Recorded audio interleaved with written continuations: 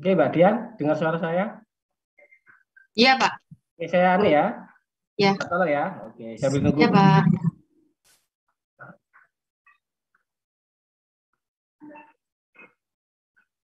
Oke, sudah ya? Ya. Oke, Terima saya kasih. ya.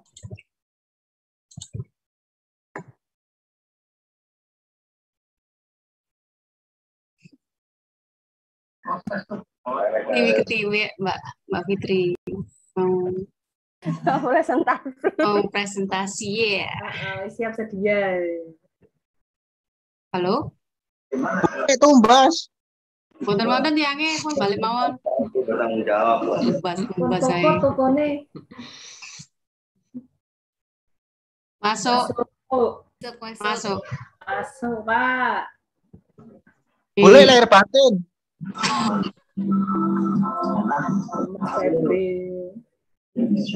Satenya enak Mas Feb. Ya. Haji kok kalau dagingnya. Sama niku ono semester loro kok ya pesen sate. Bahaya. Yo sakjane yo pesen ayam geprek ra apa kentang crispy lak masuk ah.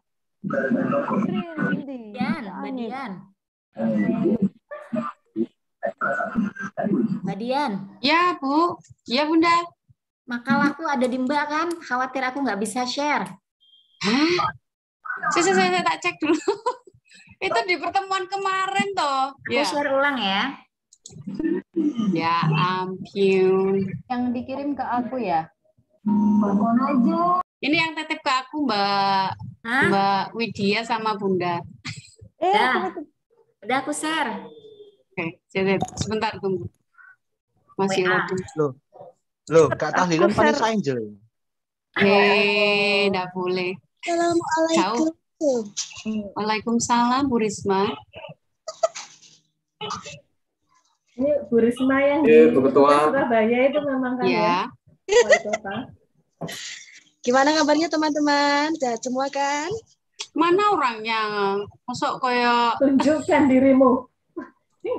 Masa berani ngajak bersih-bersih, Bu Risma gak bersih-bersih saluran air sama taman? Enggak. Ini lagi bersih-bersih hati. Manis sih. Bersihnya pakai rinso itu. Oh, Mbak Rena muaca kan. Ini pokoknya presentasi kan ya? Iya ya Mbak. 86. Waduh, sing wis siap rek Mbak Fitri rek. Gak tak mau coblas pokoknya garam. Wih, keren ya. Pokoknya dikerjakan kan tugasnya. Ya. Mas Ma'ruf ini kayaknya nggak bisa ikut ya? Bisa atau enggak ya? Mas Ma'ruf. Sibuk ngomongnya kayak jadi pembicara kan? Iya kan? Ada acara itu kan? Event. Dia jadi host. Kok jadi host? Dia jadi pembicara kan? Iya. Betul. Ya, menungguin ya Ibu tadi salah masuk. Oh iya Bu, baru sebentar kok. Tadi Ibu masuk di yang pribadi kok belum dibuka? Pikir Ibu nggak tanya yang di yang punyanya Vcom. Oh iya. Ya, ini udah pada komplit semua. Baru 20. Ini kelas reguler juga join ya? Enggak Bu, ini profesional aja. Profesional aja? Oh, iya. Okay. Reguler udah selesai mungkin ya. Ini kuliah kita terakhir ya, sebelum UTS ya? Iya. Bu. Sebetulnya materi udah Ibu upload dari 2 minggu yang lalu ya kalau nggak salah. Iya. Ya. Sudah pada baca belum? Dibaca Bu. Beberapa. Oke. Oke, kalau gitu gini aja. Karena sebetulnya materinya harusnya udah habis ya. Minggu depan kan udah pada UTS ya. Besok Senin, Bu. Iya. Iya, Senin ini kan udah UTS kan ya. Iya. Jadi malam ini kita lebih diskusi aja. Jadi gini, Ibu mau share aja untuk UTS-nya nanti. Mungkin kalian di awal-awal dulu kan udah Ibu jelaskan, tapi tak ingatkan lagi sekarang ya. Jadi untuk UTS-nya nanti adalah sifatnya take home essay, ya. Jadi nanti kalian pada saat UTS itu yang di-upload, absen kan, habis absen upload ya. Yang di-upload itu adalah ininya aja, apa itu outline-nya aja. Outline-nya aja, pokoknya yang penting kalian ada record kalau kalian sudah submit gitu ya. Kemudian untuk yang tugas aslinya, kalau waktunya enggak cukup, kalian boleh email nanti. Enggak harus di-upload di situ ya. Nanti di soal UTS-nya nanti Ibu akan kasih email Ibu sekalian juga. Jadi untuk kalau kalian upload semuanya, maksudnya upload hasil jawabannya itu bagus. Tapi kalau waktunya enggak cukup, boleh nanti di email. Yang penting tetap harus di-upload ya. Soalnya itu untuk record yang di fakultasnya. Nanti Ibu kasih deadline sampai tengah malam. Jadi kalau misalnya, Ibu belum tahu jadwalnya kapan ya, nanti tanya Pak Iwan dulu nanti. Kalau misalnya kalian itu nanti pagi atau malam gitu misalnya, saya kasih waktu 24 jam. Nanti ya. Saya kasih waktu 24 jam untuk submitnya lewat email, itu yang pertama. Terus yang kedua, tadi take home essay udah ya. Terus yang kedua nanti itu ada teori sedikit, tapi sebetulnya Ibu lebih fokusnya ke pembuatan mini proposal penelitian. Jadi seperti yang Ibu jelaskan di awal kemarin, jadi pada UTS ini targetnya adalah kalian harus bisa menulis proposal penelitian, mini ya, Ibu bilang mini ya. Mini proposal penelitian, maksudnya mini itu adalah nggak perlu yang komplit, ya kira-kira 3 lembar lah, kurang lebih segitu, ya. Kurang lebih 3 lembar. Yang penting itu ada judul penelitian, latar belakang penelitian, dan rumusan masalah. Udah yang penting 3 itu. Yang penting 3 itu dulu ya. Kemudian kalau kalian masih ingat kemarin Ibu udah jelaskan bahwa sebuah penelitian itu dalam latar belakangnya itu biasanya berangkat dari 3 hal. Yang pertama berangkat dari data. Data berarti dari bisa hasil-hasil penelitian yang sudah ada sebelumnya, itu termasuk data. Atau data primer. Data primer itu adalah data di lapangan yang kalian peroleh sendiri. Misalnya kalian bekerja, di tempat kalian itu ada data yang menurut kalian menarik untuk diteliti lebih lanjut. Itu termasuk kategori data primer. Kalau hasil dari riset-riset yang sudah hasil pekerjaan orang lain atau riset yang sudah ada sebelum-sebelumnya itu data sekunder, ya. Itu yang pertama. Yang kedua berangkat dari fakta sosial, fakta yang ada di sekitar kita. Nah ini boleh kalian ambil dari pengamatan secara langsung atau sifatnya adalah partisipan observan atau observasi partisipan, atau kalian melihat dari televisi, radio, atau membaca media massa itu boleh. Kategori fakta, itu juga bisa kategori sebagai fakta ya. Yang terakhir adalah berangkat dari teori. Jadi ada sebuah teori, kalian ingin menguji apakah teori ini sekarang masih berlaku. Apakah teori ini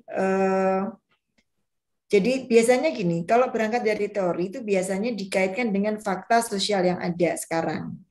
Jadi fakta yang terjadi saat ini itu apakah bisa memperkuat teori yang Anda akan uji itu atau justru melemahkan teori yang akan Anda uji itu. Biasanya teori tidak berdiri sendiri biasanya. Jadi ada keraguan terhadap suatu teori yang sudah eksis. Itu dikarenakan ada fenomena sosial di sekitar kita yang ingin kita uji. Jadi tidak bisa berdiri sendiri ya. Jadi 3 ini. Nah, boleh salah satu atau boleh kombinasi. Seperti itu ya. Kemudian untuk rumusan masalah itu biasanya, sekarang metode penelitian. Dalam proposal nanti, Ibu tidak mewajibkan ada metode penelitian, tetapi kalau kalian tambahkan justru lebih bagus. Jadi maksudnya begini, kaitannya dengan judul dan rumusan masalah.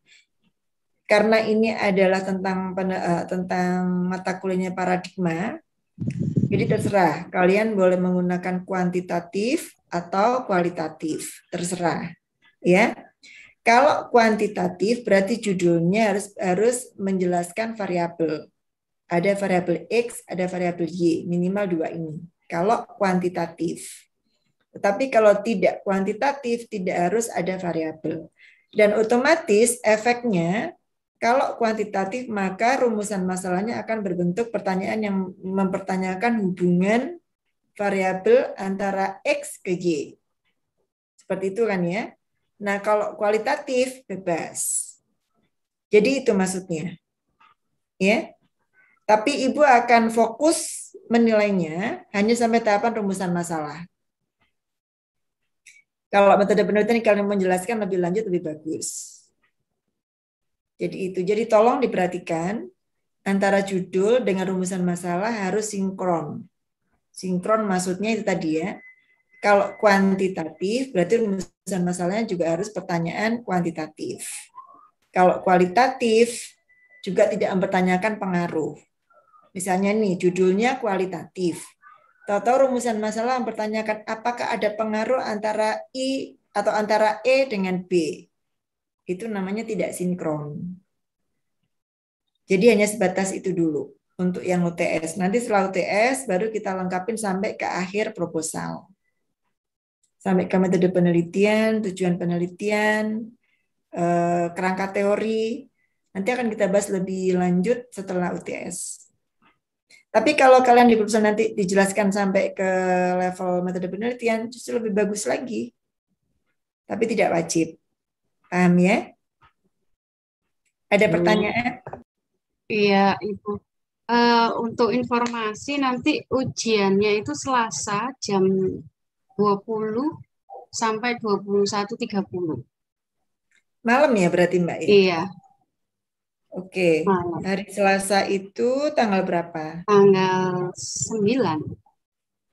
Tanggal 9. Ya udah, kalau gitu nanti deadline-nya Ibu kasih waktu sampai hari Rabu ya.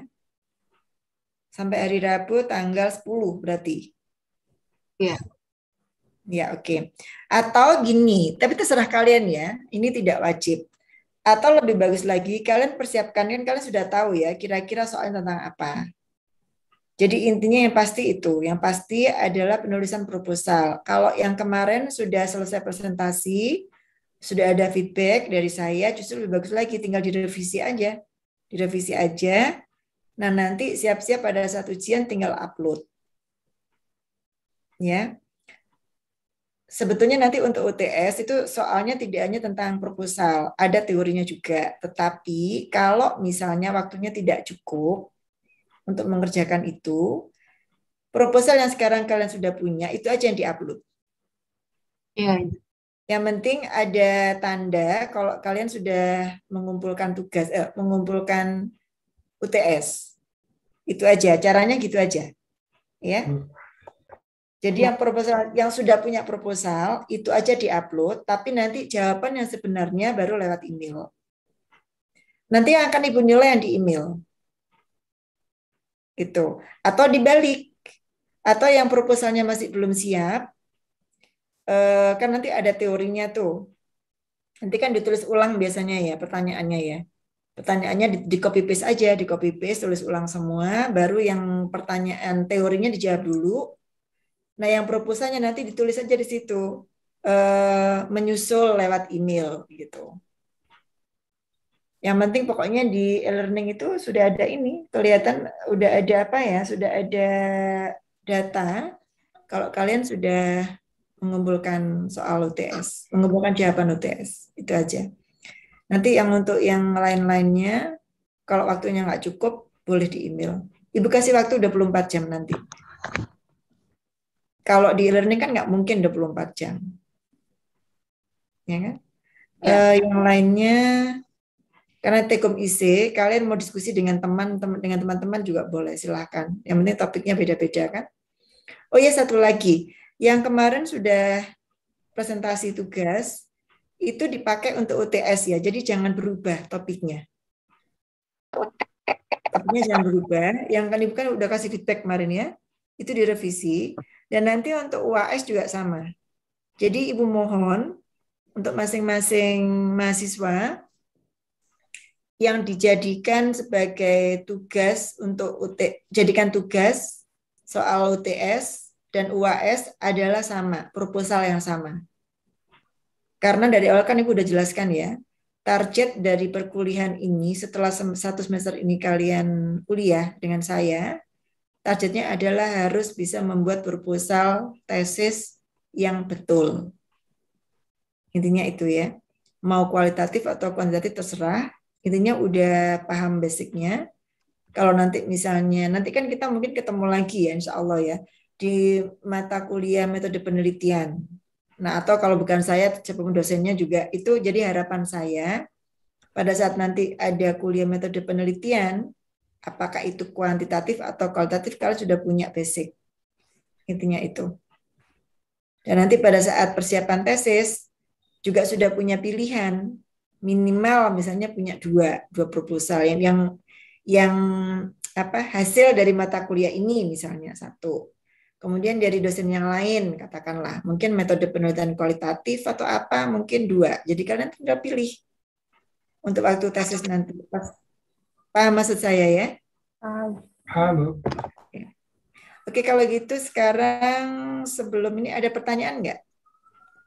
Boleh tentang materi, boleh tentang persiapan UTS. Ibu nanti dikumpulkannya jam berapa tanggal 10? Itu tergantung ini Mbak, tergantung di e-learning. Oh, yang itu, yang maksudnya yang ini ya, yang dikumpulkan tanggal 10-nya, itu nanti Ibu kasih waktu nanti. Tak kasih waktu nanti, nanti lihat di soal UTS-nya. Ya. Baik, Ibu. Nanti Ibu kasih waktu 24 jam. Jadi kalau kalian hari Selasa malam, berarti ya Rabu malam. Nah, tapi kalau bisa dari sekarang, yang kemarin sudah dikerjakan, proposal itu direvisi.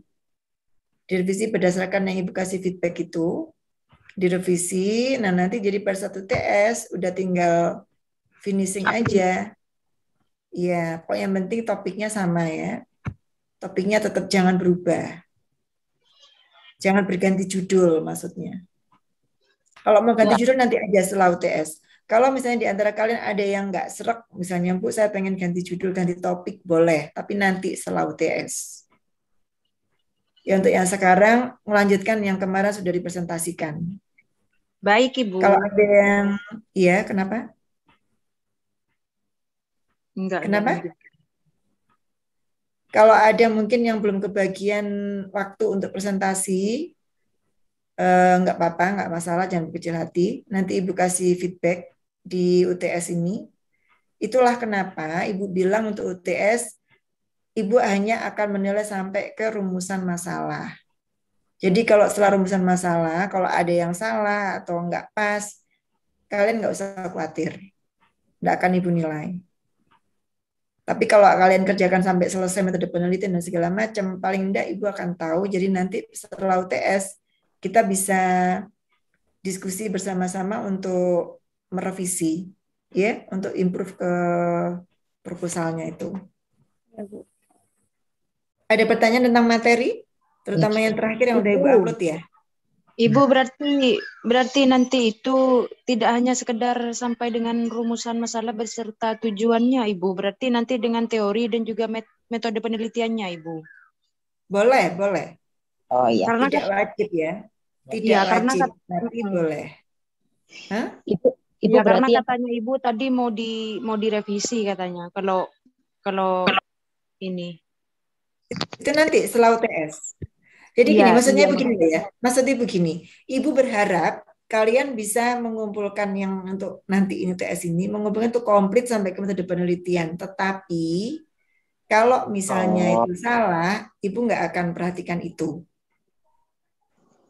Jadi kalian fokusnya sampai ke rumusan masalah saja. Yang setelah rumusan masalah itu hanya sekedar saya tahu. Kalian nggak perlu khawatir kalau nanti, wah ini jangan-jangan nanti nilaiku jadi jelek gara-gara ini. Nggak perlu khawatir tentang itu. Paham maksudnya kan? Paham. Ya, oke. Oke, terus apalagi? Ada pertanyaan tentang materi? Kayaknya kemarin dari presentasi udah pinter-pinter ya. Sudah yang direvisi sesuai dengan yang direvisi oleh Ibu itu ya, sambil kita Iya. tambah apa namanya, maksudnya dilengkapi lagi begitu. Iya, betul. Nah. Oh ya, siap. Iya, Ibu. Jangan lupa referensi ya, itu yang paling penting ya. Jangan lupa referensi. Kalau nggak ada referensi itu bukan penelitian namanya. Iya, Ibu, siap. Oke, ada pertanyaan lagi yang lainnya mungkin tentang materi atau apa? Ada materi yang kalian nggak paham atau ada yang mau tanyakan? Silakan.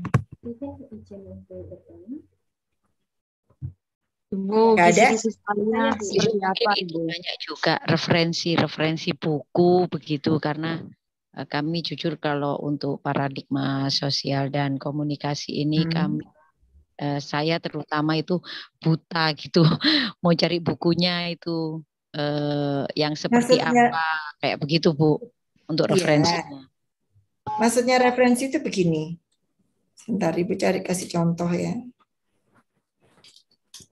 Maksudnya adalah cara penulisan referensi. Maksudnya seperti ini.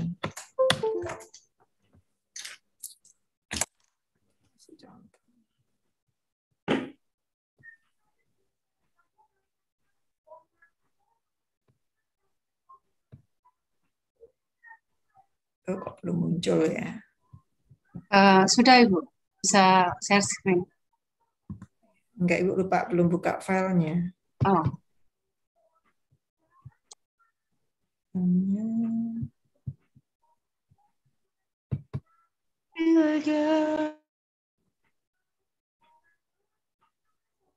Conference, oh ini aja.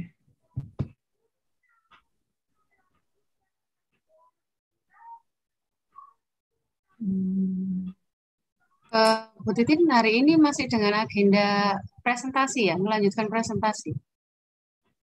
Oh, ada yang belum presentasi ya kemarin ya? Banyak Ibu. Banyak Ibu. Oh gitu. Kemarin baru 7 iya.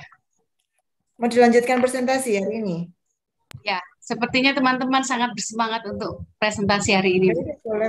Boleh kalau gitu. Ya. Jadi kalau gitu kita presentasi aja sudah. Iya. Soalnya tak pikir sudah selesai semua presentasinya. Belum, kemarin baru 7. Baru 7. Tapi udah kalau apa-apa, gitu Bu. Kalau siapa? Bu, tapi nggak apa-apa, pengen tahu referensi tadi. Iya, Ibu kasih contoh sebentar ya. Kasih Ya. contoh sebentar untuk Ya. referensinya.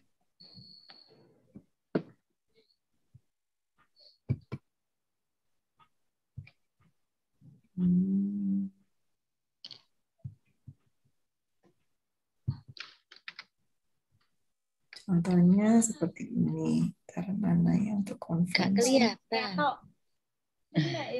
Ya belum. Sebentar, Ibu masih cari dulu. Oke. Sekarang udah kebuka ini mestinya.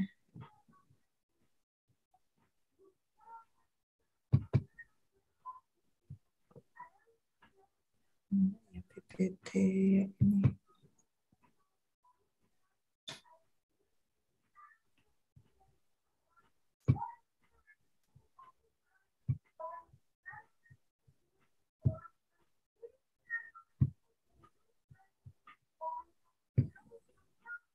Ya, ini.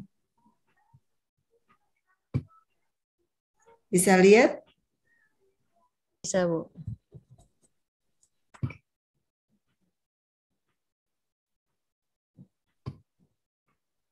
Ya, ini judulnya ya. Ini contoh salah satu uangnya Ibu. Coba ini kasih judul. Referensi itu maksudnya begini. Coba kalau kalian perhatikan di background of study ya. Ini kan, ini coba. Jadi dalam sebuah penelitian itu, kita sebagai peneliti atau penulis tidak boleh beropini. Itulah kenapa referensi teramat sangat penting. Contoh seperti ini ada tulisan begini di bawah ini. Baru di belakangnya ada referensinya, Yulatiningtyas 2017.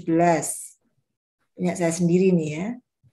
Ini dari disertasi atau publikasi sebelumnya. Baru LSI 2014, Political Wave 2014, kayak begini. Kan terutama berkaitan dengan data-data seperti ini ya. Jadi kalau data-data seperti ini tuh harus ada referensinya. Terus yang bawah lagi juga sama, nih referensinya kan ada kan. Terus ini juga, karena ini hasil penelitian. Nah ini ya, Di bawah ada referensi, Ulatinensis 2017. Oke, terus ini juga di bawahnya coba kalian perhatikan, ada referensi lagi. Itu The Economist Intelligence Unit 2008, 2011, 14, 18. Ini referensi. Ini artinya data ini diambil dari berapa sumber ini? Dari ini sumbernya sama, tetapi tahun 2008, 2011 berarti ada 4. Ada 4 sumber yang berbeda. Terus berikutnya, ini research question ya. Kayak ini juga. Metode penelitiannya menggunakan apa? Ini misalnya pakai qualitative method, framing, analisis critical literature, baru ada CDA. Itu referensinya apa ini? Solarki and Farlow tahun 99, Farlow lagi 2000A. Jadi begitu maksudnya referensi. Finding juga kalau finding punya kita sendiri ya, mungkin tidak ada referensi. Nah ini ada referensi ini. Di bawahnya coba kalian cari. Ini di bawah ini kecil sekali itu ada referensinya. Nah ini juga, oh enggak ini enggak ada belum ya. Nah ini referensi di bawahnya Setiawan publish@gatra.com. Nah ini kemudian apa lagi ya? Nah, ini juga referensi kan? Baru terakhir, ini tadi kalau perhatikan ini ada AJI, SafeNet, YLBI, ini referensi semua. Terus terakhir, nah ini referensi. Ini maksudnya. Ini conclusion kan? Nah, baru sini referensi, ini maksudnya referensi. Jadi tadi, dari yang Ibu tayangkan tadi itu PowerPoint ya, hanya berapa lembar itu? Coba kita cek berapa lembar ini. Nih ya, kalian perhatikan cuma 14 halaman, ya kan? 13, ini kan referensi sudah. Ini sampai cuma 13 kan? Hanya 13 page. Ini untuk PPT ya. Itu referensinya ada berapa coba? Nah ini referensinya ada berapa itu? Ada 16. Apalagi kalau kamu proposal 3 lembar, 3 halaman. Berarti logikanya harusnya kan pasti ada referensi gitu. Nggak mungkin nggak ada referensi kan? Jadi itu maksudnya. Nanti ditulis semuanya referensi di sini. Mulai dari nomor 1 sampai 16. Dan ini diurut berdasarkan alfabet. Nanti Ibu ajarin, enggak sekarang setelah UTS ya. Nanti Ibu ajarin bagaimana cara menulis referensi. Jadi kalau kita menggunakan buku atau jurnal atau mungkin di internet itu cara penulisan berbeda. Nanti Ibu ajarin tentang itu. Sekarang ini cukup yang penting referensi aja dulu. Ya, pahamnya sampai sini ya. Ya, paham Bu. Ya. Paham. Ya, jadi itu yang saya maksud ya. Iya, ya Ibu. Jadi oke, ayo kalau mau presentasi silakan. Siapa yang presentasi masing-masing 5 menit ya? Iya, 5 menit. Ibu kasih waktu. Silakan Mbak. Ada berapa orang yang mau presentasi? Yang antri banyak Ibu. Oh, yang antri banyak. Ya sudah mulai dari minggu lalu tuh nulis nomor antrian. Very excited. Oh, sudah muncul ya? Iya. Oh, udah. Sebentar. Kok nggak jalan laptopku? Bentar. Oh, ini.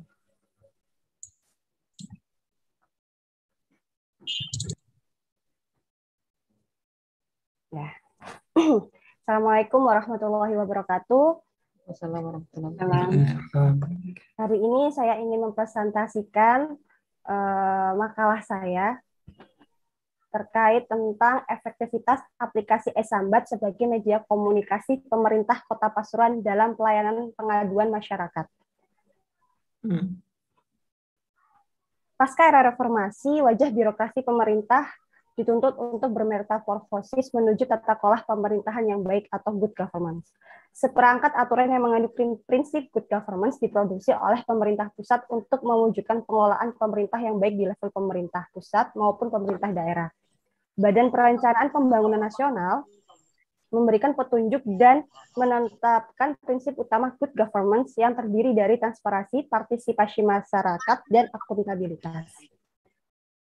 Ketiga prinsip utama ini menjadi satu kesatuan yang utuh dalam mengelola pemerintahan. Transparansi dimaknai sebagai sikap keterbukaan atas semua tindakan dan kebijakan yang diambil oleh pemerintah sehingga masyarakat dapat mengakses informasi tentang penyelenggaraan pemerintah, mulai dari proses perencanaan, pelaksanaan hingga hasil yang dicapai.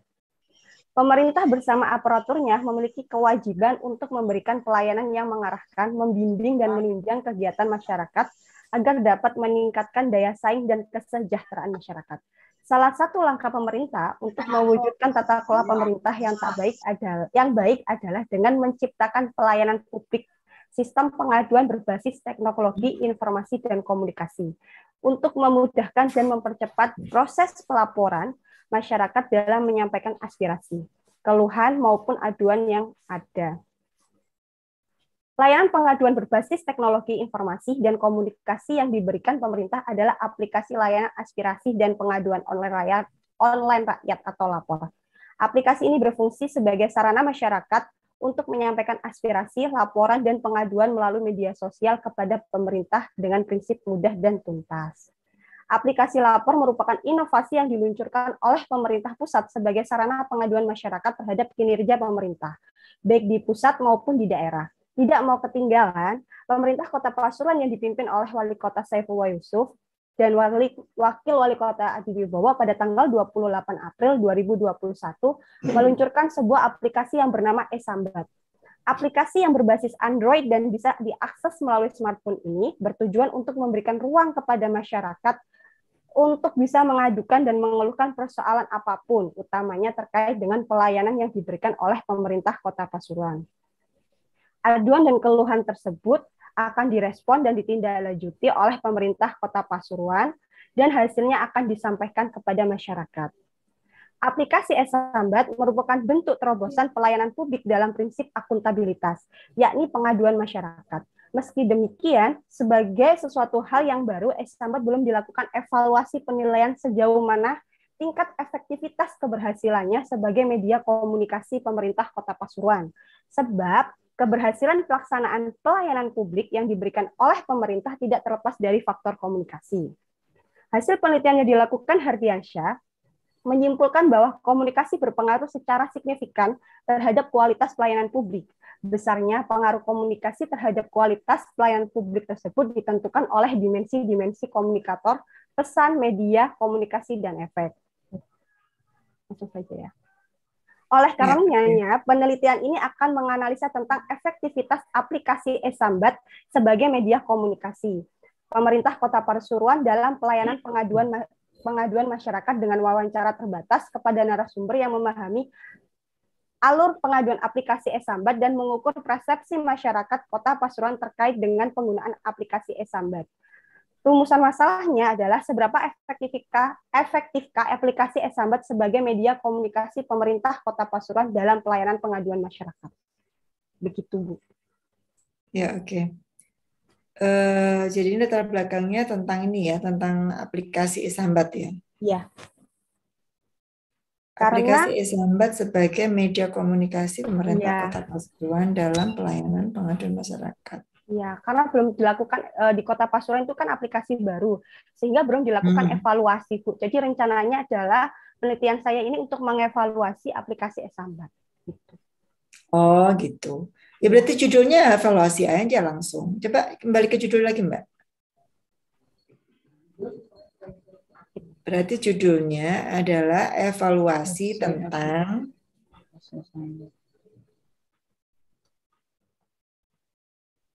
aplikasi e-Sambat.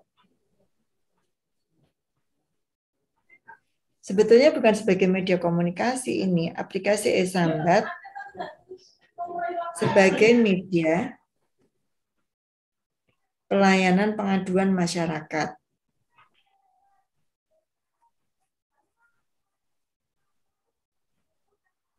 Di mana itu?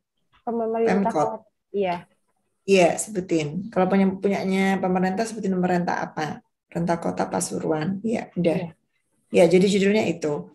Oke, sekarang tadi balik ke latar belakang, coba turun lagi. Ya, itu harusnya yang muncul di awal di latar belakang di paragraf pertama itu adalah tentang ini, tentang aplikasi itu dulu disebutkan. Jadi aplikasi e-Sambat itu apa sih? Nah, itu ditulis di situ. Terus kenapa kok aplikasi ini ada? Tujuannya untuk apa? Ya. Tujuannya untuk apa? Kemudian termasuk sejarahnya ya, termasuk historicalnya sejak kapan. Jadi alasan mengapa ini dibentuk gitu. Ini alasan tujuannya untuk apa? Alasannya apa? Ada gitu. Ya pokoknya segala sesuatu yang berkaitan dengan aplikasi itu ya. Dengan aplikasi e-Sambat itu dituliskan di latar belakang di paragraf pertama. Itu yang pertama. Terus yang kedua,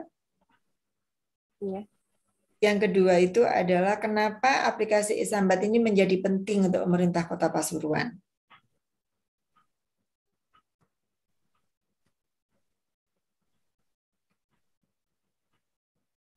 Menjadi penting untuk Pemkot Pasuruan tersebut ya. Ya itu pasti, itu udah panjang itu pasti, termasuk apa? Kemudian alhamdulillah itu pasti ada latar belakangnya kan. Misalnya ada pengaduan atau apa. Kemudian setelah itu tugas berikutnya cari referensi hasil penelitian yang sebelumnya yang berkaitan dengan ini, berkaitan dengan pengaduan masyarakat di pemerintahan. Boleh Pemkot, boleh Pemda, pokoknya ini apa? Iya, terkait pengaduan masyarakat dan media komunikasi. Terkait media pengaduan masyarakat dan media komunikasi di pemerintahan. Itu boleh di Indonesia, boleh di luar Indonesia, ya. Iya, Bu.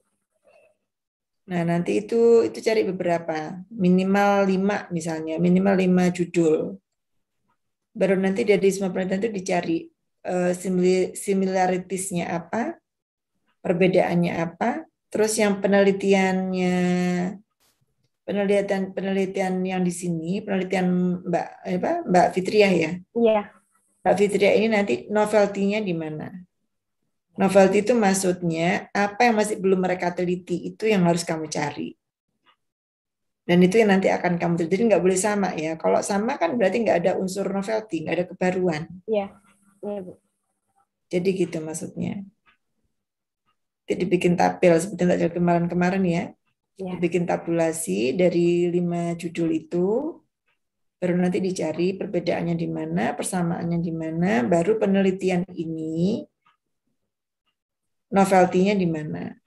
Apa yang masih belum mereka teliti. Itu yang di kebaruannya di penelitian ini apa gitu. Ya, kalau saya itu udah cukup untuk latar belakangnya. Rumusan masalah. Coba balik rumusan masalah. Ganti, Bu Eva. Rumusan masalahnya adalah nanti ya itu bukan seberapa efektif ya. Iya. Mungkin sejauh mana mungkin itu. Sejauh mana penggunaan atau sebenarnya nggak usah, kalau pakai aplikasi nggak usah penggunaan ya. Sejauh mana aplikasi aplikasi maksudnya di sini maksudnya app ya. Ini aja. Sejauh mana atau penerapan, sejauh mana penerapan aplikasi e-Sambat ya itu boleh. Kalau dalam masalah boleh dijabarkan lebih komplit boleh. Aplikasi e-Sambat sebagai media komunikasi dalam pelayanan pengaduan masyarakat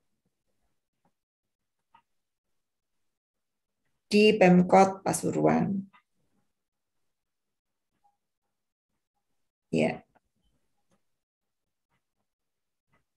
Ya, itu udah cukup kayaknya.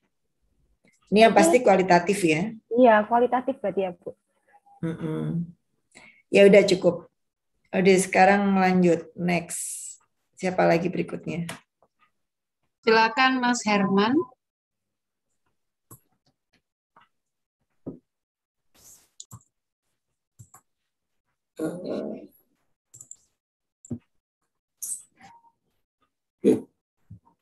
terima kasih. Mohon izin Ibu, kami tidak sampaikan terkait dengan konsep proposal penelitian kami, yang pada kesempatan ini kami akan mengangkat judul efektivitas komunikasi interpersonal petugas protokoler pemerintah Kabupaten Probolinggo dalam menciptakan hubungan baik antar anggota Forkopimda Kabupaten Probolinggo.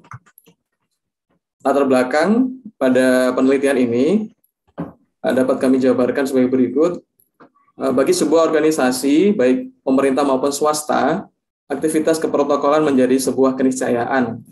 Sebab dalam keseharian, tentu dijumpai aktivitas bertemunya pimpinan organisasi dengan para stakeholder, baik dalam acara resmi maupun non-resmi, seperti rapat, sidang, pembukaan seminar, peresmian proyek, jamuan makan, penanda tangan kerjasama, perayaan hari jadi, disnatalis, pelantikan, penerimaan tamu, dan lain sebagainya. Yang pasti, kesemuanya itu membutuhkan pengaturan khusus agar hubungan antar pihak dapat terus terjalin secara baik dan setiap orang mendapatkan kesan yang baik pula. Disinilah pengaturan keprotokolan menjadi solusi. Dalam pasal 1 Undang-Undang Nomor 9 Tahun 2010 tentang keprotokolan, yang dimaksud keprotokolan adalah serangkaian kegiatan yang berkaitan dengan aturan dalam acara kenegaraan atau acara resmi, meliputi tata tempat, tata upacara, dan tata penghormatan sebagai bentuk penghormatan kepada seseorang sesuai dengan jabatan atau kedudukannya dalam negara, pemerintahan, atau masyarakat. Lebih lanjut pada pasal selanjutnya dijelaskan tentang tujuan memberikan penghormatan kepada pejabat negara, yaitu lebih lanjut tentang tujuan pengaturan keprotokolan, yaitu memberikan penghormatan kepada pejabat negara, pejabat pemerintah, perwakilan negara asing, atau organisasi internasional, serta tokoh masyarakat tertentu, dan atau tamu negara sesuai dengan kedudukan dalam negara, pemerintahan, dan masyarakat. Memberikan pedoman penyelenggaraan suatu acara agar berjalan tertib, rapi, lancar, dan teratur sesuai dengan ketentuan dan kebiasaan yang berlaku, baik secara nasional ataupun internasional, dan menciptakan hubungan baik dalam tata pergaulan antar bangsa. Sebagaimana daerah lainnya, di Kabupaten Probolinggo terdapat unsur pejabat yang intens terlibat dalam urusan pemerintahan umum dan acara-acara resmi daerah. Mereka adalah para pejabat yang tergabung dalam Forkopimda atau Forum Komunikasi Pimpinan Daerah. Sebagaimana dijelaskan pada pasal 26 Undang-Undang Nomor 23 Tahun 2014 tentang pemerintahan daerah, Forkopimda terdiri atas pimpinan DPRD, pimpinan kepolisian, pimpinan kejaksaan, dan pimpinan teritorial TNI di daerah. Lebih lanjut, secara khusus pada Peraturan Bupati Probolinggo Nomor 13 Tahun 2017, Forkopimda Plus di Kabupaten Probolinggo terdiri dari Bupati, Wakil Bupati, Ketua DPRD, Sekda, Dandim, Kapolres, Kapolresta, Kajari, Ketua Pengadilan Negeri, dan Ketua Pengadilan Agama. Ke-10 pejabat negara dan pejabat pemerintah ini seringkali terlibat dalam acara-acara resmi pemerintah. Mereka tidak berada dalam satu garis struktur pemerintahan, namun sering bertemu dalam forum bersama dengan tugas dan fungsi sesuai ketentuan lembaga masing-masing. Dalam konteks ini, pemerintah Kabupaten Probolinggo memiliki peran strategis mengingat Bupati Probolinggo merupakan ketua Forkopimda tersebut. Sehingga dalam agenda apapun, ya. Kurang 1 menit. Oh ya, jadi dalam agenda apapun yang melibatkan Forkopimda, protokol menjadi sentra komunikasi dalam mengkonfirmasi kehadiran, penyampaian detil urutan acara, dan memastikan bahwa setiap anggota Forkopimda telah mendapatkan hak keprotokolan yang sesuai. Dalam latar belakang ini, kami juga sedikit menampilkan satu kasus di mana pada saat itu Kajari Kabupaten Probolinggo tidak jadi hadir dalam sebuah acara padahal sudah tiba di sana karena tidak adanya komunikasi yang jelas petugas di sana untuk mengarahkan di mana beliau seharusnya turun dari kendaraan dan kemana beliau diarahkan.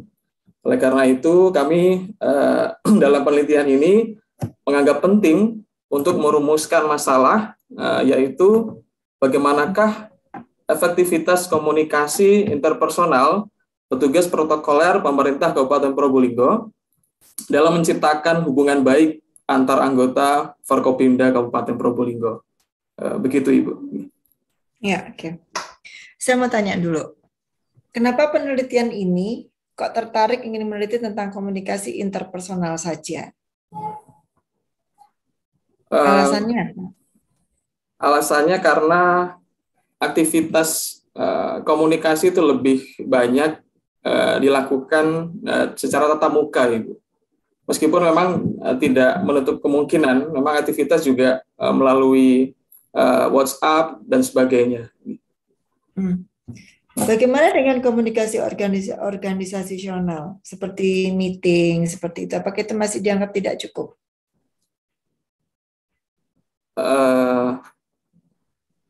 Maksudnya untuk itu termasuk penting juga begitu Ibu ya? Iya kan kalau yang namanya di organisasi atau institusional ya, itu kan selalu ada komunikasi organisasi. Contohnya misalnya bagaimana cara atasan berkomunikasi dengan bawahan, bagaimana dengan sesama staf. Itu pasti ada yang formal komunikasi selalu ada kan? Iya betul. Nah, apakah itu saja dianggap masih tidak cukup? Gitu. Ngerti nggak maksudnya? Okay. Jadi harusnya dalam proses komunikasi di dalam organisasi itu ada 2 minimal. Yang pertama organisasi dulu, yang kedua baru interpersonal, begitu kan? Iya. Nah terus pertanyaan saya, kenapa di penelitian ini hanya ingin mengkaji komunikasi interpersonal saja? Kenapa kok tidak meneliti komunikasi organisasi juga?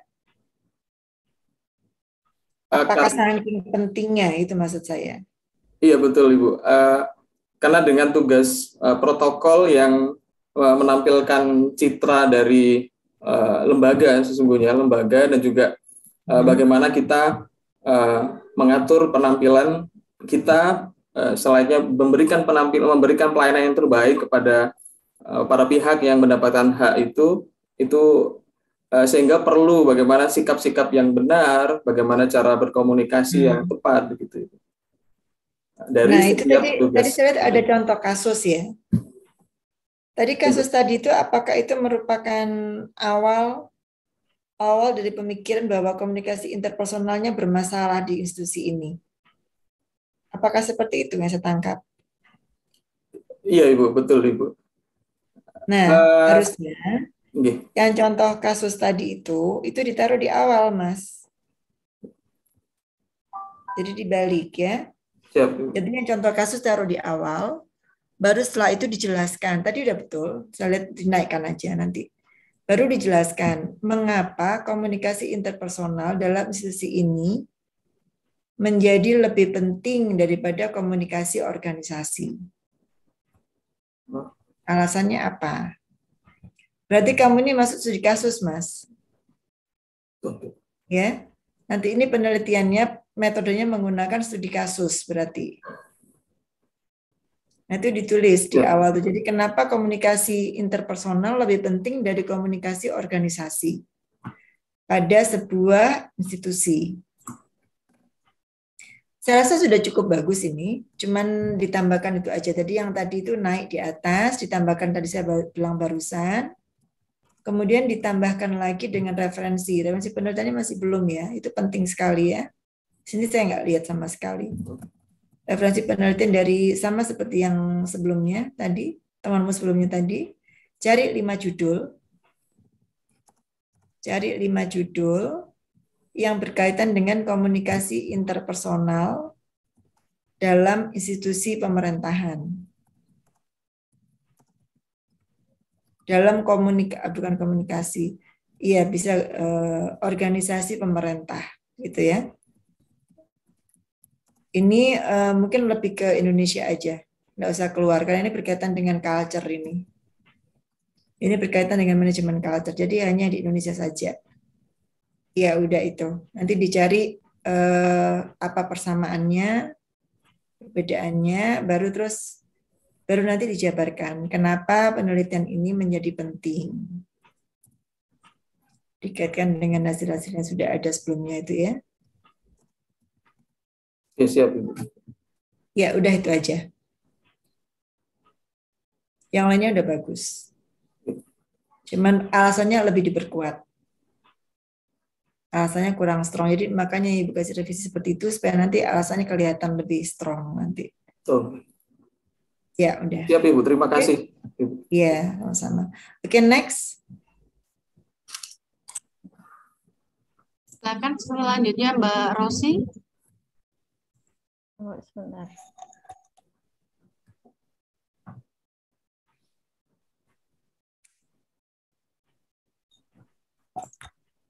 Assalamualaikum warahmatullahi wabarakatuh. Waalaikumsalam warahmatullahi. Terima kasih kesempatannya. Saya Waidatul Rosidah, biasanya dipanggil Rosi. Pada kesempatan kali ini akan mencoba mempresentasikan tugas paradigma sosial dan komunikasi. Dalam tugas ini saya akan mencoba mengangkat tentang judul mini proposal yang berjudul Strategi Komunikasi dalam Membangun Citra Biro Administrasi Pimpinan Pasca Perubahan Nomenklatur dari Biro Humas dari Biro Hubungan Masyarakat dan Protokol menjadi Biro Administrasi Pimpinan di Sekretariat Daerah Provinsi Jawa Timur.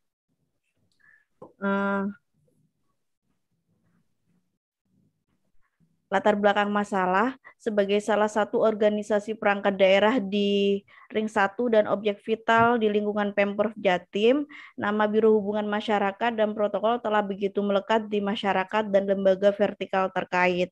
Namun, pada Peraturan Gubernur atau Pergub nomor 48 tahun 2020, di mana dilakukan pergantian nama atau perubahan nomenklatur dari Biro Hubungan Masyarakat dan Protokol menjadi Biro Administrasi Pimpinan, maka diperlukan penyesuaian baru dan pengenalan kepada masyarakat atau masyarakat luas atas keberadaan Biro Administrasi Pimpinan beserta fungsinya yang baru. Dalam proses pengenalan tersebut perlu dilakukan pula pembentukan citra yang diharapkan bisa menjadi wajah baru dari Biro Administrasi Pimpinan. Pembentukan citra difokuskan pada masyarakat dan lembaga terkait lainnya, khususnya dalam peran harian yang diemban oleh tugas Biro Administrasi Pimpinan. Oleh sebab itu diperlukan banyak adaptasi dari seluruh komponen yang ada di Biro Administrasi Pimpinan, baik internal maupun eksternal. Dengan nomenklatur yang baru diharapkan bisa mendorong Biro Administrasi Pimpinan berjalan lebih baik secara kelembagaan atau personilnya. Selain itu diperlukan upaya pembentukan citra yang harus diiringi dengan strategi komunikasi yang masif baik melalui internal pegawainya atau rekan eksternal. Walaupun begitu, dalam kenyataan sehari-hari masih sering terjadi benturan kepentingan antara bawahan dengan atasan akibat dari masa penyesuaian atau adaptasi dari perubahan nomenklatur terkait tupoksi juga yang baru. Lalu rumusan masalahnya yang saya angkat adalah bagaimana strategi komunikasi dapat membangun citra Biro Administrasi Pimpinan pasca perubahan nomenklatur dari Biro Humas dan Protokol menjadi Biro Administrasi Pimpinan Sekretariat Daerah Provinsi Jawa Timur. Ini saya masih bingung ini mau diteliti apa sebetulnya. Coba balik ke judul dulu, Mbak. Iya. Strategi komunikasi dalam membangun citra. Ini istilahnya tuh mau strategi komunikasi membranding gitu loh Bu, membranding Biro Adpim, Biro Administrasi Pimpinan gitu. Kemarin kan melekatnya di lembaga kita kan Biro Humas Protokol. Nah, setelah ada Biro perubahan nama itu diharapkan nanti masyarakat itu lebih mengenal kita di Biro Administrasi Pimpinannya. Jadi ada tugas-tugas kita yang harus disesuaikan, kemudian bagaimana masyarakat bisa mengenal lebih jauh terkait Biro Administrasi Pimpinan. Yang baru apa namanya yang baru? Biro Administrasi Pimpinan. Dulunya apa namanya? Biro Humas Protokol. Oh, jadi yang bikin bingung. Harusnya ini gini aja. Strategi komunikasi dalam membangun pencitraan atau membangun citra pada Biro Administrasi Pimpinan. Di mana itu? Di Sekretariat Daerah Provinsi Jawa Timur. Ya udah gitu aja. Yang lama itu nggak usah ditulis, itu yang bikin bingung itu. Oh iya. Ya, seperti itu. Judulnya cukup kayak begitu. Nah, kemudian di paragraf awal tuh diceritakan, ditulis, baru yang tadi kamu ceritakan itu Mbak, yang dijelaskan bahwa apa tadi? Biro Administrasi Pimpinan itu, ya intinya inilah apa, histori tentang ini, Biro Administrasi Pimpinan. Digantinya sejak kapan, dulunya namanya apa, kenapa kok diganti gitu. Ini histori ya.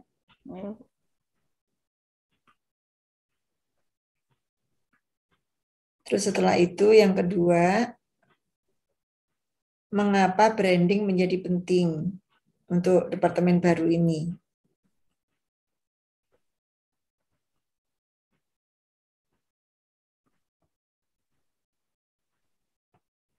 Mengapa branding menjadi penting untuk departemen baru ini?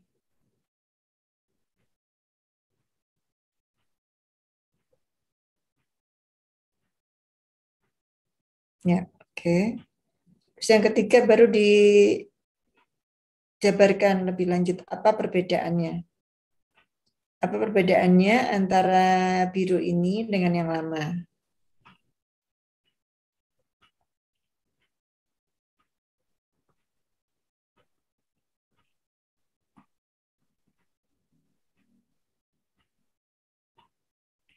Berarti ini Ya, pakai kemudian, kualitatif ya Bu? Nanti. Iya, ini kualitatif ini. Branding.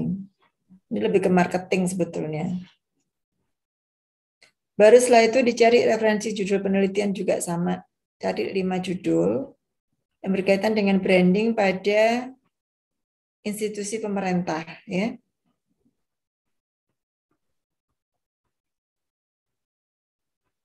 Tentang pencitraan atau pembangunan branding pada institusi pemerintah di Indonesia.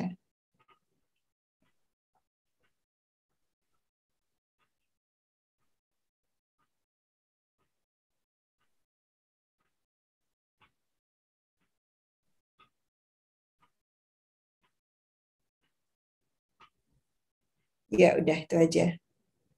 Nanti rumusan masalahnya disesuaikan dengan judulnya. Tadi itu terlalu banyak kalimat jadi bingung orang ngertinya ya. Disesuaikan aja dengan yang judul tadi ya. Iya, Bu. Ya udah, kayaknya cukup. Oke, next.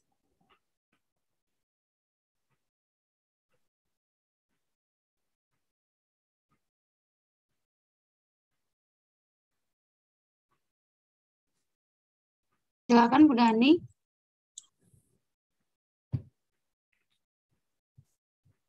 Assalamualaikum Bu Titin. Ya, waalaikumsalam. Mbak Dian bisa minta tolong share screen? Ya, sebentar Mbak Anita.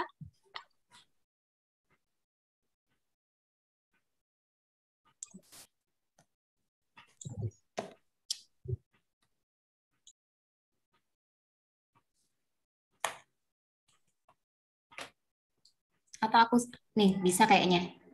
Iya, ada trouble ini sepertinya. Ini bisa.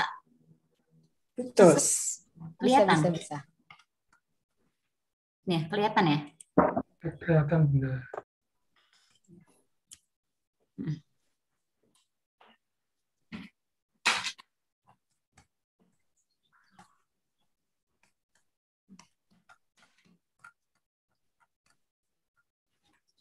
Oke.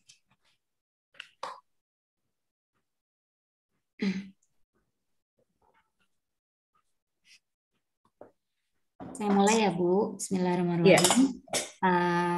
Tugas untuk mata kuliah Paradigma Sosial dan Komunikasi.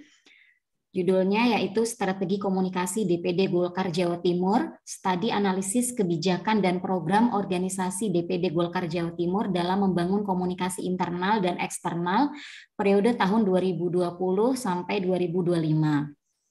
Ya, okay. Latar belakang atau pendahuluan. Komunikasi merupakan hal yang fundamental dalam kehidupan manusia.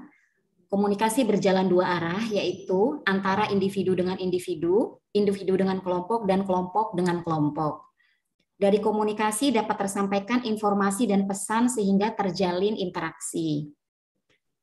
Ada 5 unsur komunikasi menurut Laswell. Yang pertama yaitu who, siapa atau komunikator. Yang kedua say what, pesannya apa.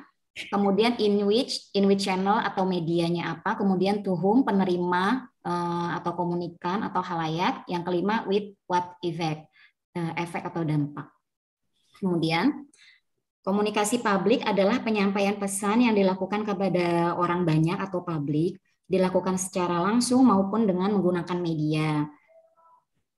Agar bisa menjangkau publik yang lebih luas, isi pesan bisa berupa informasi, fakta, data, agar bisa mempengaruhi publik untuk suatu urusan yang menyangkut kepentingan umum, seperti yang disampaikan oleh Pak Reddy Panuju.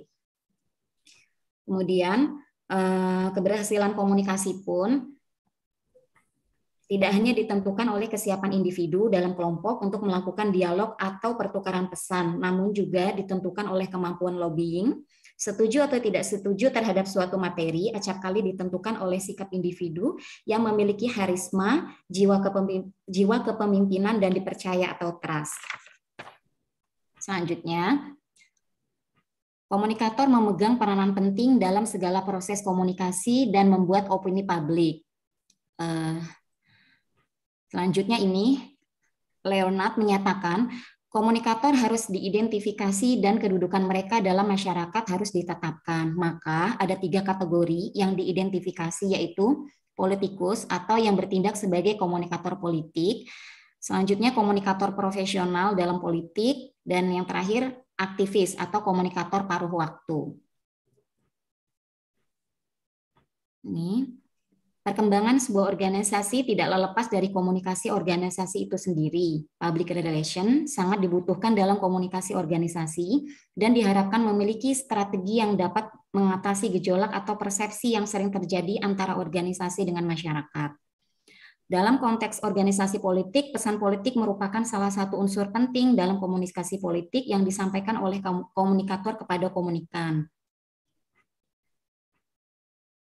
Pesan politik yang ingin disampaikan oleh pengurus DPD Partai Golkar Jawa Timur periode 2020-2025 dalam aktivitas publik tentu terkait penyampaian informasi mengenai program kerja yang dilakukan, visi misi, serta isu-isu publik lainnya. Dalam prakteknya, komunikasi tersebut membutuhkan saluran untuk menyampaikan pesannya, antara lain komunikasi massa, komunikasi interpersonal, dan komunikasi organisasi dalam kampanye. Saat ini, saluran yang paling efektif untuk menyampaikan pesan kepada publik adalah komunikasi dengan menggunakan media, baik cetak maupun elektronik, dan media sosial yang akhir-akhir ini berkembang cukup pesat. Ini selanjutnya. Langsung ke rumusan masalah, Mbak. Baik, Ibu. Rumusan masalah. Berdasarkan uraian latar belakang di atas, maka di sini penulis mencoba merumuskan beberapa masalah. Bagaimana strategi komunikasi dan terobosannya DPD Partai Golkar Jawa Timur dalam mensosialisasikan program-program sosial kemasyarakatannya. Lalu, bagaimana pola komunikasi pimpinan Partai Golkar Jawa Timur kepada stakeholders dengan mengadopsi teknologi informasi dan komunikasi saat ini. Mungkin ini saja, Ibu. Makasih. Ya, oke. Coba sekarang kembali ke latar belakang. Judul tidak ada masalah ya. Judulnya udah bagus. Latar belakang coba. Ya, Bu.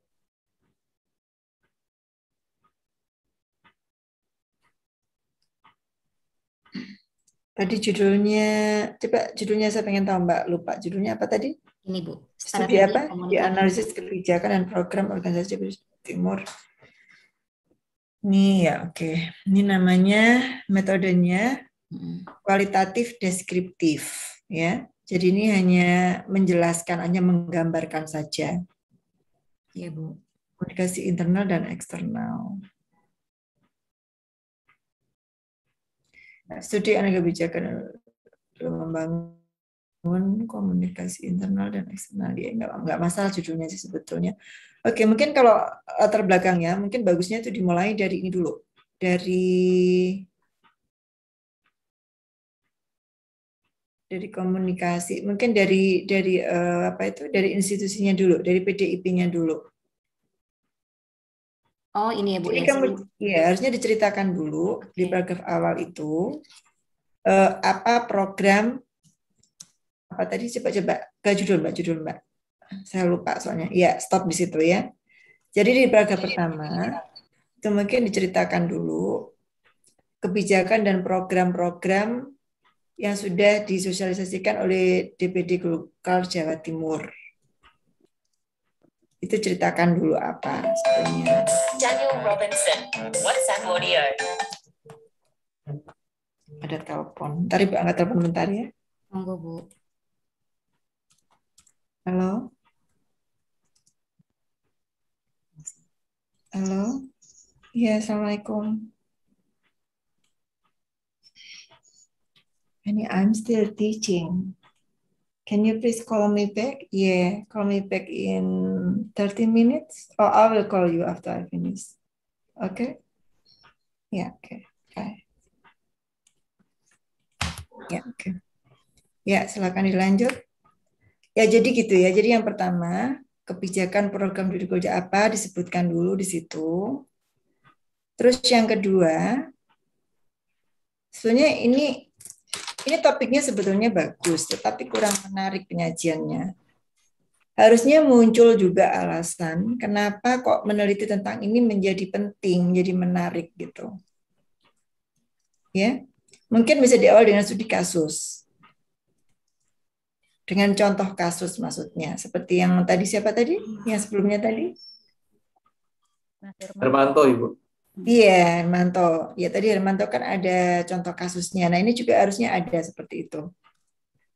Kasih contoh kasus ya Mbak ya. Contoh kasusnya apa gitu.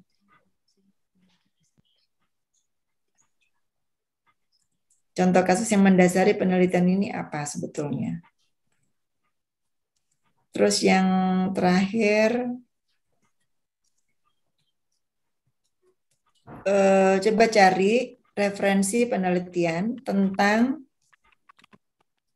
Golkar Jawa Timur atau tentang Golkar, tentang DPD Golkar, ya. Itu pasti banyak sekali kamu temukan itu. Apa aja itu nanti sama seperti tadi, bikin tabel ya, bikin tabulasi. Yang terutama berkaitan dengan itu ya tentang sosialisasi ya. Yang pertama berkaitan dengan sosialisasi. Saya pengen lihat begini, apakah dari penelitian yang sudah ada sebelumnya, apakah ada perubahan dari masa ke masa, apakah ada perubahan bagaimana cara mereka membangun komunikasi secara internal dan eksternal. Itu yang pengen saya tahu. Baru setelah itu nanti akan muncul alasan kenapa penelitian ini menjadi penting.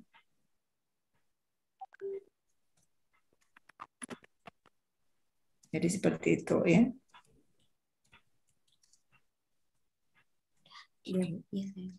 Nah, coba lihat-lihat kayak begini bukan? Ya, saya rasa udah cukup. Tadi rumusan masalahnya udah bagus. Ya, Bu. Bisa dilanjutkan itu. Ya, Bu. Ini berarti kualitatif juga ini. Oke. Lanjut next. Ya, makasih Ibu. Iya.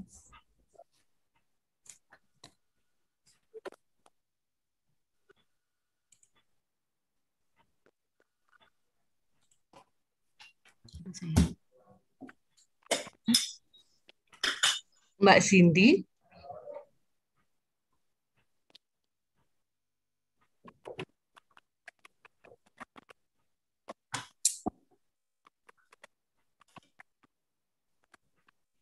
Perkuliahan 2 minggu yang lalu saya absen ya di kelas ini ya. Iya Mbak? Masuk Ibu, ada Masuk, presentasi juga. Ada ya?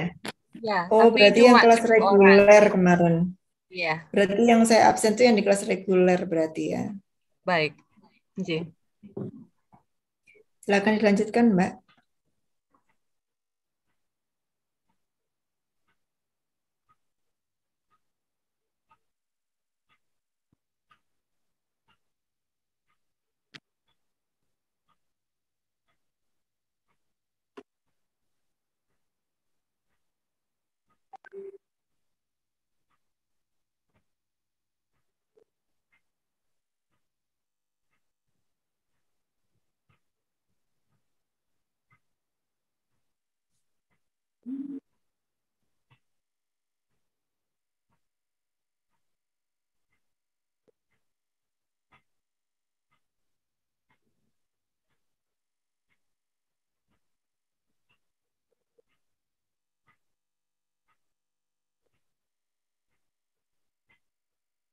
Baik, karena Mbak Cindy tidak bisa masuk suaranya, langsung ke saya dulu, Nje. Mohon izin, Widya, Iya, nomor boleh. urutan selanjutnya. Iya, nggak apa-apa. Silakan. Baik. Ini masih banyak ya yang belum presentasi ya? Ada berapa Masih, orang, Ibu. Mbak? Ada Ada sekitar berapa orang? 15 orang. 15 orang. Nje, saya akan cepat Kayaknya saja, Bu. nggak cukup kayaknya kan malam ini ya. Sebentar. Kalau misalnya Baik. gini gimana? Saya tawarkan yang masih belum presentasi kita lanjutkan besok hari Sabtu gimana? Mau nggak? Jam berapa, Bu? Boleh, Bu, nggak apa-apa. Hari Sabtu kalian ada Mau kuliah banget, nggak, Bu. Pak? Hah? Jam berapa, Oke, Bu? Bu. Saya kira begitu, Bu. Biar teman-teman dapat masukan semua, jadi nanti waktu ngerjain tugas Ibu sudah cukup bagus. Jadi dapat nilai A semua ya, Bu. Amin. Iya, kayaknya nggak mungkin kalau kita selesaikan malam ini ya. Ya jam 1, Ibu. Kenapa? Jam berapa, monggo? Ya jam 1. Jam 1 siang besok. Ya, besok sampai jam 1 sampai jam 4. Pagi aja, Ibu, kalau gitu. Oh, tapi jam 1 siang itu ada kuliah. Iya. Iya, kalau gitu pagi aja. Jam 1 siang Pagi mau ada jam berapa? metode penelitian kualitatif. Jadi Kalian bisa jam berapa besok pagi? Jam 9? Boleh, Ibu. Monggo. Manut Ya udah, saja. kita sepakat jam 9 bisa kita lanjutkan ya. Ya, Bu. Baik, Ibu. Oke, kalau gitu satu lagi, setelah itu kita lanjutin besok jam 9 pagi untuk yang belum selesai. Ya, Baik, Ibu. ya udah yuk lanjut. Baik, saya Widya. Saya akan agak cepat saja, Ibu. Di sini ada yang saya kasih warna merah itu sebagai poin-poinnya, jadi biar benar-benar cepat. Judul yang saya ambil adalah Strategi Komunikasi Politik Partai Buruh sebagai partai baru dalam membentuk brand identity melalui media sosial. Latar belakang masalah saya mulai dengan penjelasan tentang Partai Buruh. Nggak usah saya baca, Mbak, langsung aja naik. Di sini saya menjelaskan mengenai Partai Buruh yang baru dibentuk bulan lalu. Ini dibentuk oleh siapa saja dengan 11 kelompok pekerja ya, termasuk visi misinya seperti itu. Di poin selanjutnya saya menjelaskan tentang tren penggunaan dan peran media sosial sebagai alat komunikasi dan promosi partai politik kepada masyarakat. Di sini saya menjelaskan bahwa di era industri 4.0 ini partai politik juga menggunakan media sosial sebagai alat komunikasinya. Lanjut ke bawah, Mbak Anita. Di sini juga sudah saya sertakan teori-teori seperti itu, Bu, dan juga sudah ada referensinya.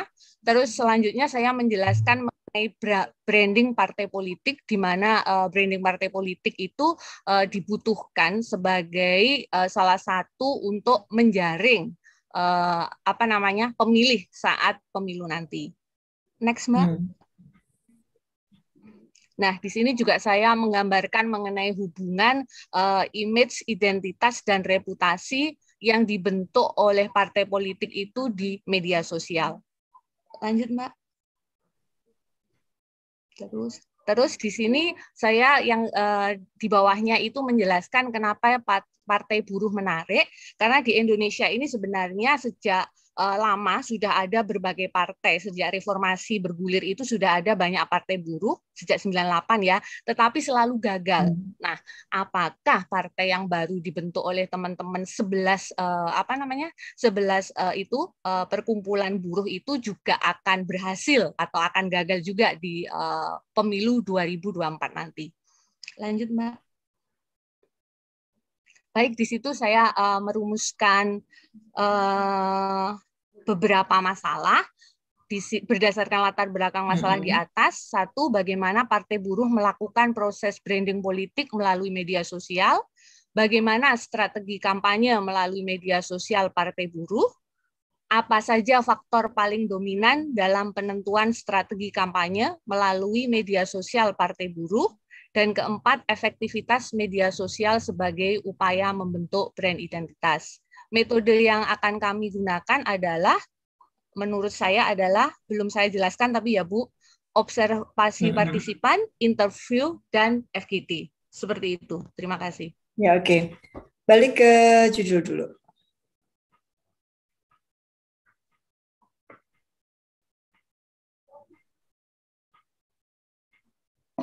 Ya.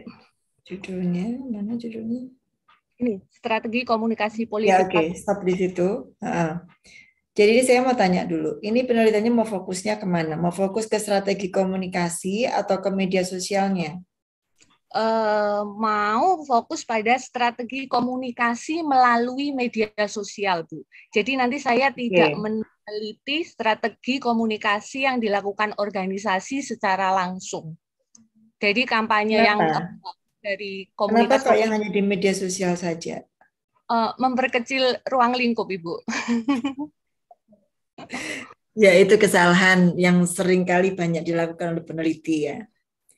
Jadi kalau saya perhatikan tadi semuanya ya, nggak cuma yang Mbak Agustina ya. Satu, dalam penentuan judul. Dalam membuat judul itu kalian rata-rata masih seperti membuat judul makalah. Bukan judul penelitian ya, judulnya berbentuk kalimat. Kalau dalam penelitian, judul itu harus menunjukkan fokus penelitian. Berkali-kali saya tekankan ya. Contohnya di sini, fokus penelitiannya kemana? Kalau fokus penelitiannya strategi komunikasi dan partai buruh, ya sudah itu yang ditekankan.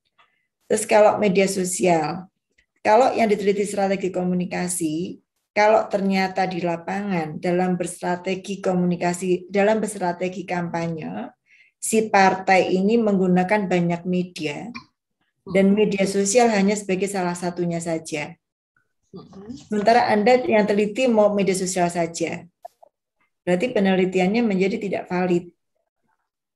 Ya, satu itu. Terus yang kedua, jadi perlu juga kalian tahu bahwa media sosial atau internet itu hanya sebagai alat untuk berkomunikasi. Yang namanya alat berarti dia bukan fokus utamanya. Terus itu yang kedua, sebagai alat, media sosial itu hanya, contohnya gini, dalam media komunikasi itu ada banyak sekali media. Dan internet hanya salah satunya saja. Jadi, internet atau media sosial itu adalah sifatnya hanya sebagai alat pelengkap, komplementari. Jadi kalau saran saya, ini judulnya media sosialnya dihapus. Judulnya menjadi strategi komunikasi politik atau kampanye ya. Atau gini, penggunaan media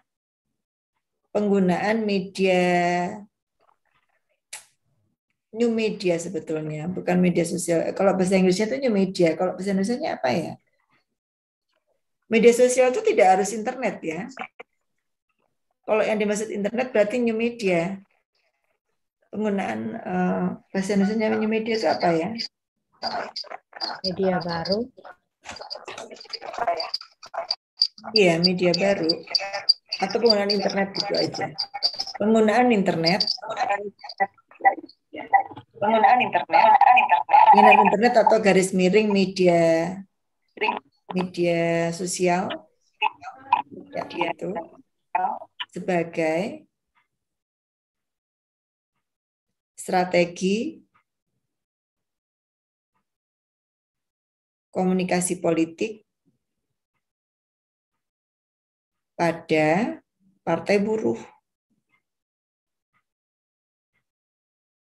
Ya. Terus masalah brand identity itu adalah bagian dari strategi komunikasi. Jadi di sini kalau saya lihat ada 3 fokus. Ada strategi komunikasi, ada brand identity, ada media sosial. Padahal 3 fokus itu adalah saling berkaitan. Brand identity itu adalah sebagian kecil atau part dari strategi komunikasi. Itulah kenapa di sini saya hapus. Jadi kalau Anda meneliti strategi komunikasi, maka otomatis Anda akan mengupas apa itu brand identity dan yang lain-lainnya. Ya. Siap, Ibu. Terus kalau media sosial sini sebagai media kampanye. Jadi iya, jadi seperti ini. Kalau mau fokus ke internet seperti ini. Tapi sebetulnya, hang on. Oke, sementara gini juga apa? Nanti kalau udah jadi judul tesis beneran, kalau saya ini jadi pembimbing Anda, saya akan sarankan dengan konvensional juga, nggak hanya media sosial saja. Karena media sosial itu hanya sebagai komplementari, nggak mungkin berdiri sendirian. Nggak mungkin sebuah partai itu dalam berkampanye, dia hanya menggunakan media sosial saja, nggak mungkin. Pasti mereka pakai media konvensional juga. Seperti radio, televisi, juga door to door, pasti itu. Dan itu Yun Tugo, kalau saya mengambil juga yang non media sosial, apakah saya juga harus melakukan penelitian langsung atau cukup dengan FGD tadi? Jadi mungkin bagusnya yang apa seperti ini, penggunaan internet atau media sosial dalam atau sebagai strategi komunikasi politik pada partai buruh. Iya, oke. Judul seperti itu boleh. Jadi gini, judulnya tetap ini, tapi nanti yang diteliti adalah semua media yang mereka pakai. Baik. Terima maksud saya ya. Paham. Fokusnya Jadi memang ke media sosial. Ya, fokusnya media sosial. Tetapi nanti yang diteliti adalah semua jenis media yang termasuk digunakan oleh partai politik. Jadi nanti di findingnya itu nanti ada persentase. Jadi media sosialnya persentasenya berapa yang dipakai. Bisa jadi kan begini, tidak semua partai politik itu menggunakan media sosial. Kalaupun toh mereka menggunakan, ada yang menggunakannya secara maksimal, ada yang hanya sebagai apa istilahnya itu hanya sebagai tren saja. Tapi kasarannya itu media sosial itu nggak diurusin. Jadi kalau ada, ngerti maksudnya diurusin ya, tidak aktif. Tidak aktif atau hanya itu aja gitu, J. Iya, betul. Betul. Itulah kenapa sebaiknya diteliti semua media, nggak cuma media sosial aja. Ya, oke, seperti itu. Oke, terus yang berikutnya, Mbak. Latar belakang. Latar belakang itu harusnya ditulis pertama kali adalah tentang partai buruhnya. Tadi di bawah itu sudah ada, itu dinaikkan aja yang di atas. Jadi paragraf pertama.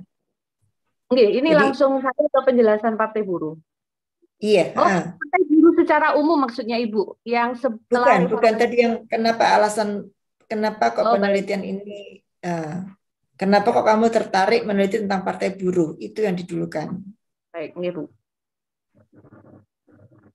Jadi mengapa penelitian tentang partai buruh itu menjadi menarik atau penting? Itu yang pertama. Setelah kedua baru ke strategi komunikasi atau strategi kampanye politik. Setelah strategi kampanye politik baru yang terakhir tentang penggunaan sosial media. Baik, siap Ibu. Ya, terus ditambah lagi cari referensi penelitian, banyak sekali ini. Cari referensi penelitian yang berkaitan dengan penggunaan internet pada strategi kampanye politik di partai politik. Ini disertasi saya tentang ini juga. Tapi saya menggunakan 6 partai. Oke. Ya. Jadi nanti itu dicari itu. Ya, Ibu. Ya, itu aja udah cukup. Untuk tadi rumusan masalahnya juga terlalu banyak, nanti disesuaikan aja. Baik. Jadi rumusan masalahnya itu harusnya pertanyaannya itu maksimal cuma 3. Yang pertama tentang partai buruh, yang kedua tentang strategi komunikasi, baru yang terakhir tentang sejauh mana peranan media sosial atau internet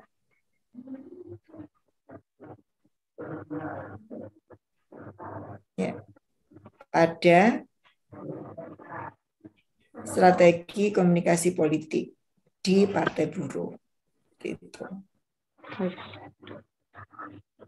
Terkait metode penelitiannya, apakah sudah tepat, Bu? Meskipun belum saya jelaskan secara detail. Iya, metode penelitiannya udah bagus.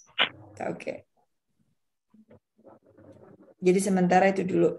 Ini referensi penelitiannya banyak sekali nih, Mbak. Kamu cari aja. Baik. Disertasi Ibu juga tentang ini kok. Baik Ibu, nanti saya cari. Ya, saya rasa cukup dulu sekian. Yeah. Yang lainnya kita lanjutkan besok ya. Baik Bu. Ibu. Ya udah. Ada pertanyaan sebelum ditutup? Bu Titin, mungkin saya izin untuk tanya. Ya, silakan. Mengenai judul penelitian, Bu Titin sudah menekankan bahwa itu merupakan fokus penelitian. Untuk penelitian kuantitatif, kita kan apakah kita harus menyebutkan semua variabel, Bu? Kalau misalkan Iya. Oh oke. Jadi walaupun panjang, tapi variabelnya harus disebutkan semua di situ. Kalau pada kuantitatif, judulnya itu adalah memunculkan atau menunjukkan variabelnya apa saja. Contohnya gini, misalnya Anda menggunakan 4 variabel, misalnya variabel X-nya ada 3. Berarti X1, X2, X3. Y-nya yang pasti 1 ya. Berarti judulnya nanti akan begini, pengaruh variabel X1, X2, dan X3 terhadap variabel Y. Seperti itu. Walaupun itu panjang, seperti itu. Kenapa? Walaupun akhirnya judulnya jatuhnya panjang, it's fine ya? Iya, nggak apa-apa. Nggak apa-apa. Karena itu yang penting menunjukkan per variabelnya itu harus ada, dijelaskan semua. Itu kalau intervening nggak perlu disebutkan. Maksudnya intervening. Tapi kalau variabel bebasnya, variabel X-nya perlu disebutkan. Jadi misalnya begini, ada menggunakan 3 variabel X dan variabel interveningnya 2. Nah, variabel interveningnya nggak perlu disebutkan karena asumsinya variabel intervening itu adalah variabel antara yang diasumsikan atau dianggap mempercepat proses korelasi. Jadi kalau di judul tidak perlu disebutin. Itu intervening. Ya, ada lagi pertanyaan yang lainnya?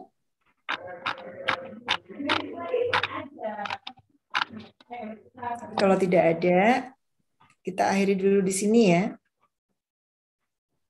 Insya Allah besok jam 9 pagi.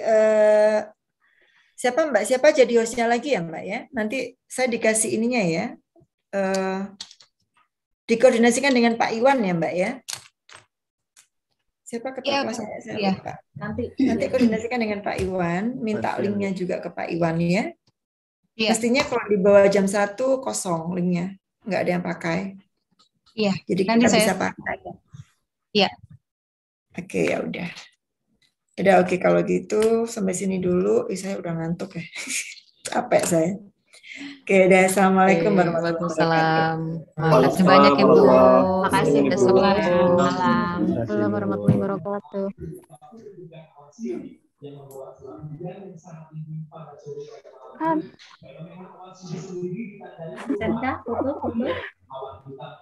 Itu yang jam 9 besok itu semua juga ya. Kayaknya yang belum presentasi. Yang belum aja ya. Yang belum presentasi kayaknya itu. Tapi kalau mau ikut ya nggak apa-apa toh. Yang nggak apa-apa sih. Iya. Mbak Fitar, dengan lu. Aku belum lihat dek wakit Gitu Mbak Fitar loh, Mbak Fitar kejar loh itu Mas Wahid ya. Iya. Terus sampai Mbak Monik sampai Mbak Rosi ya, Aku sudah tadi. Oh iya sih mendahului. Teman-teman yang nitip data ke saya mohon maaf ya, tadi ada trouble. Kayaknya untuk yang besok belum presentasi dan nitip ke saya, mending nitip ke yang lain dulu deh. I think ya, kayaknya ada masalah sedikit ini di laptopnya. Oh, bareng-bareng sih, ini tadi laptopku juga hang. Lah, itulah. Mbak Dian nggak sabotase kan? Mbak Dian nggak sabotase. Tujuan saya memang begitu. Ya. Ini tugasnya Pak Catur piye iki ya Allah. Gelap nggak tahu sama sekali. Yang Surabaya meet up aduh kongko belajar kelompok. Kayaknya udah janjian sama Mbak sama Mbak Vita, Pak Caturnya. Iya. Tuh, kan janjian itu nggak tak japri nomornya aja saya nggak punya. Iya nanti tak kirim, Mbak. Nah gitu. Atau Mbak Dian ke sini loh, nggak apa-apa. Lah mau ujiannya kapan? Aku ke situ kapan? Minggu.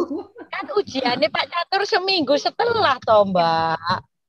Dikumpulkannya seminggu setelah. Nah iya. Iya, ada waktunya. Wong ujiannya loh. Mek 2 hari kan. 3 dong. 3 hari. 3 hari. 3 hari. Sampai Rebo. 8, 9, 10. Ya. Ini nggak ada jasa ini ya, mengerjakan tugas gitu ya. Kalau ada mau dong.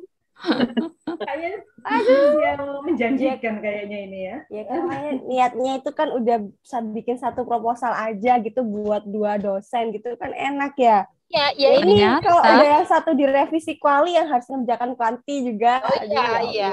Kalau yang sudah kuanti ya ini jadi satu tugasnya wis. Jangan komplain, Pit. Kerjain aja, jangan komplain. Iya. Nah, itu loh. Dadah, terima kasih semua. Dah, makasih ya. Oke. Dadah, selamat malam. Selamat malam. Halo Mas Danang. Ketemu besok. Mbak Rinda masih di sini kah? Mbak Rinda. Mbak Rinda. Ya wes lah, japri aja. Ya, Mbak Dian kenapa? Mbak Dian, itu linknya YouTube yang Bu Titin yang sebelumnya itu yang kita present pertama kali, yang ada present pertama kali itu Belum ada sepertinya, belum Kayaknya ada. di Mas Wahid kayaknya. Iya, Jadi Mas rekam Wahid ya? waktu itu ada rekam kayaknya. Ada yang Oh iya, rekam di ya? YouTube-nya belum nggak ada, itu belum ada Iya, itu iya. soalnya. Siapa ya yang rekam ya? Adminnya siapa? Minta dong. Aku hilang datanya, catatanku yang inputan ya. Iya, Mas Fikri masih ada tak? Mas Fikri waktu itu sudah ada Fikri, atau ya? belum ya? Belum ada ya? Belum masuk. Oh iya, di hutan. Tadi rekam ya? Berarti Yang siapa yang iya, berarti Mas Wahid. Tapi masih dalam bentuk. Enggak inget ya, coba. Nah ini Oke, coba nggak tak lihat ada ya. linknya, makanya Nara Oke, kalau gitu boleh nggak aku email ke minta alamat emailnya Bu Titin ya buat Masuknya aku pagi. japri untuk minta suggest ya. Emailnya belum ada yang soalnya tahu, aku Mbak. bolak-balik Yang minta sama ada dia, nomor tapi dia masih masuk HP-nya. pagi kemarin itu. Iwan, Pak Iwan. Oke ya wes. Ya, oke. Ya. Operator ya, hostnya. Kalau mau ngopi di Surabaya, aku mau ke tempatan, silahkan. Yang kemarin, Wah. Di daerah mana Mbak ini? yang warung kemarin atau mau ke rumahku terserah. Di warung kemarin lebih enak ya, jadi aku nggak usah Itu repot. siapa nanti- yang kemarin itu? Itu yang di WA grup aku kasih yang tahu kita. gemari Pak. Nanti aku yang ulang tahun deh, aku yang traktir. Cie, Mbak Eni deh. Karena kan Selamat tuan tahun. rumah Surabaya. Kapan Ya terserah, katanya tadi ada yang bilang mau ketemu untuk prepare ini. Ulang tahunnya Mbak Prepare. Eni kapan? Tanggal Ulang tahun. Aja Nggak kita tahu, ulang nggak tahun ulang Mbak Eni. Tiap Kamu hari tak ulang tahun. nyanyiin Mbak Eni. Iya. Supaya prepare ini loh, aku kan ini nih, aku terakhir nih ngumpulin ini sudah dimarahin Mas Makruf nih. Gak ngumpulin. Ini malam ini tak kumpulin. Iya. Ayo itu ngobrol soal persiapan itu yuk. Ayo. Catur. Apa? Habis Monggo UTS ya? diatur, monggo diatur. Ayo Baris. Habis UTS ya? Wah. Senin ta? Senin siang atau siang aja. Kalau malam kan hujan. Aku bisanya akhir pekan. Oh ya minggu ta? ibu radio sekali Anda ya, akhir pekan. Minggu nanti Sengaja ganti sambil keluarga. jalan-jalan itu, Baris. Hari Minggu. Ayo Mel, Sulen ayo aku minggu Mas ya. Danang. Amel. Gak apa-apa, nggak semua nggak apa-apa. Terus nanti kan kita risem, terus kita share di grup. Ayo berangkat Barisma. Ayo, Aja ketinggalan kereta lagi. Ibu ketua harus ikut. Apa kita ke Malang lah? Banyakan di mana sih orang-orangnya ini? Member ini Banyak di anggotanya? Surabaya. Oh, ya wes. Sidoarjo, Ibu Pasuruan. Ketu lah. Ayo Bu Ketu Iya, hadir. iya. Ya wes, nanti kita Ayo, sambung. Kapan ya? Habis UTS ya? Di pooling di grup atau Habis besok UTS itu terserah. ada kesempatan tak kita ngomongin kerjaan apa PR-PR ini. Nah, itu. Habis UTS tambah tugas lagi. Iya, tambah iya bener Cocok. Said. 100% Malah, lagi. ini kan mau UTS ini Ya malah Allah, berat. semoga bisa ikut ya. Iya, Karo. UTS-nya gimana nih? Mbak Dian aku nyontoh. Ngawur aku sih nyontoh sampean yo. Mbak Risma, longgo sebelahku. Kita contoh-contohkan. Aku ngarepe sampean, Mbak Ris. Jawabannya dikirim lewat WA dong. Betul. Ya gimana dong? Ya nggak Belum tahu. kaca-kaca jarak dah. Jadi Loh, nggak boleh kalau ujian itu harus mepet-mepetan. Posisi menentukan Sepakat Mbak Dian, prestasi. sepakat. Iya. Soalnya biar tidak ada makhluk goib di antara kita. Makhluk goib. Iya, Le, salat Jumatan. Iya. Wes Yaudah, kan monggo next podo disambung ini di ambil grup kopi aja. masing-masing ya, kita ngopi di sini gitu Ayo loh. kita ngopi-ngopi, mari. Kopi virtual. Iya, iya. Minum air ya Mbak. Oke, Mas. Dia Terima jadi host. kasih semuanya. Sampun sedaya. Oke. Kade sampun sedaya. Waalaikumsalam. Bye. See you tomorrow, guys. Makasih, nyambung di grup ya. Nggih.